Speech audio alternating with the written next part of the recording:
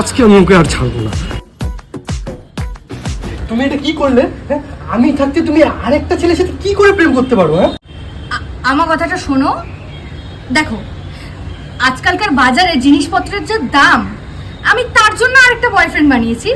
তোমার পকেটে টাকা বাঁচবে, ওর পকেট থেকে সব টাকা যাবে।